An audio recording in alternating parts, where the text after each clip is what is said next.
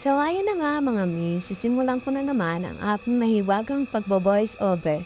So pumunta kami ng SM para magkape lang at kasama namin si Kano at ang aking dalawang pamangkin. So ayan, sabi ni Kano, 'wag daw mag-video pero matigas ang lolo niyo kaya nag-video pa rin ako. So ang tagal ng aming in-order kaya ngayon nainip na ang aking mga kasama. Dahil ang tagal. So hindi ko na na-videohan yung aming pagkakape. So pagkatapos nga namin magkape ay nagpasikat na ang aking pamangkin nagsayaw. Sayang man siya doon sa labas.